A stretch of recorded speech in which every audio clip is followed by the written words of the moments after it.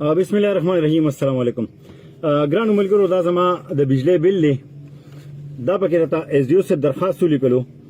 زما په بل کې غلطي ده چې هغې کې دا غلطي ده 885 یونټ په ما پسې ایکسټرا راغلي. د دې نه مخکې ما 42,000 روپۍ هم جمع کړي دي، هغه میټر خراب و، جرمانه دی، ما هغه جمع کړی.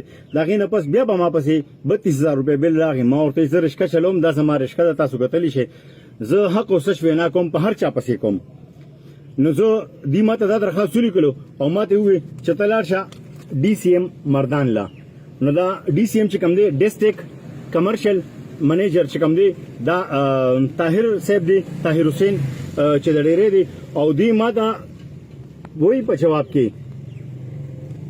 چې دا بیلونه او دار سره درخواستونه هم پرېږده، خو ما له 30,000 روپۍ راکړه، زه به دله کاته کلیر کړم، یا ما له موبایل والا په کور کې زما د ماشوم موبایل په کار دی. ما ورته سر زه رشکه چلوم، زه غریب سړی ما ورته سر زما دونه وس نه کېږي د موبایل. خیر دی ما پسې یو 15-20,000 روپۍ بالکل راشي، زه به هغه جمع کړم. هغه هم په رب قسم لا اله الا الله محمد رسول الله چې دا زما سره پیسې دي او دا د سینجې پیسې دي چې دا 700 روپۍ دي، 750 زما سره کو د دې نه علاوه نورې وي، زه به په یو مذهب مسلمان نیم. ما ورته ډېر په ریکوست سره خبرې وکړلې، انتهایی بد اخلاقه. ما دوی کو موبایل غستې شي راوړه چې بل د لو سټیک کوم بسګر زما مزه کو کاته به کلیر شو، 9 میټر به تاسو لګي. ما سر زما د 40,000 روپۍ وس نه کیږي، د 30,000 روپۍ تعالی موبایل والم. زبیر صاحب لزر عالم چیرمن دا اپډیټ چکم دلته د یونین چیرمن دی زبیر صاحب، انتهایی خوش اخلاق او ایماندار انسان. د یو میاش نظم راځم او هغه ماته وی چې بچي الله بخیر کی قانوني کاروایو کا چې دا بل څه ټیک شي، هیڅ مسله نشته، هیڅ مسله نشته.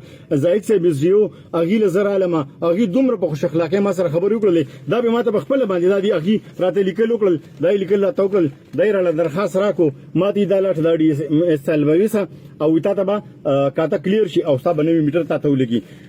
دې ماته وی چې مال موبایل نه اخلي کنه 10 لک روپۍ به پوره جمع کې. او زه ګورم چې دا لکه د خپل ورکرانو د لیبر د ایس ډي او صاحب او د زبیر صاحب دومره سپکاوي ماته وکړو. او که زه په دې خبره کې دروغ ویم په قرآن به لاس کېدو، دی به م راسره یو زه به م یم. دا د خبره دروغ وه، ما د ملکن په دې چوک کې ما پانسي کې به مردان کې خدا دونه بد اخلاق افسر، دا دونه بد اخلاق افسر. زه د وابډي چیف ته ریکوست کوم چې د خدای لپاره دا د غریبانو مسایل به راځي. دا خو بجلی یو په 2 ګرانه شوې ده او هغه خلک بل جمع کوي چې د چا میټرې دي.